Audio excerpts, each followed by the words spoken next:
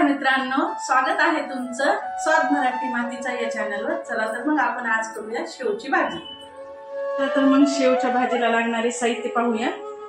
हे शेव आहेत, बाजारात सहज मिळतात। आणि एक कांदा, दही, कोथिंबीर, टमाटे आणि हे मसाला, हे धने पावडर, प्रवीण, हळद, लाल काश्मीरी आणि मिरची पावडर आणि चवीपुरतं मीठ।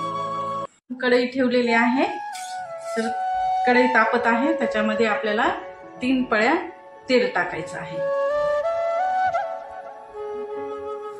चला तर मग आपला कांदा लाल झालेला आहे। आता त्या कांद्यामध्ये आपण कापून ठेवलेले एक टमाटर आहे, ते एक टमाटर ऍड करायचं आहे। त्याच्यामध्ये थोडंसं लाल होऊ द्यायचं आणि याच्यामध्ये एक चम्मच मिरची पावडर, लाल काश्मीरी मिरची, प्रवीणचा मसाला, धने पावडर आणि थोडीशी हळद आणि त्याच्यामध्ये परत मग हे थोडंसं लाल होऊ द्यायचं। लाल झाल्यानंतर याच्यामध्ये 2 चम्मच दही ऍड करायचं। हे सगळं मिश्रण लाल होऊ द्यायचं, चांगलं परतून घ्यायचं छान। तर मग आपल्या शेवच्या भाजीला बघा कसा कलर आलेला आहे। त्याच्यामध्ये आपल्याला ऍड करायचे आहे कोथिंबीर आणि हे सगळं मिश्रण एक करून घ्यायचं आहे आणि त्याच्यामध्ये ऍड करायचे आहेत आपल्याला हे शेव।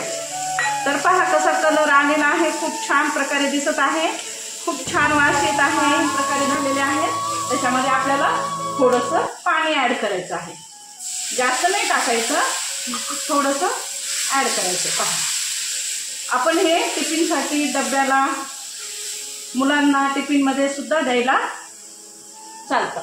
ते आपल्याला ह्याला चवीपुरतं वरून मीठ टाकायचं आहे आणि सगळ्यांचं एक मिश्रण झाल्यानंतर पहा ही शेवची भाजी। तर मग आपली झटपट बनणारी शेवची भाजी तयार झालेली आहे। पहा याला रंग पण खूप छान आलेला आहे, आपण ही डब्यासाठी पण देऊ शकतो। चला तर मग असे नवनवीन व्हिडिओ पाहण्यासाठी माझ्या चॅनलला सबस्क्राईब करा, स्वाद मराठी मातीचा।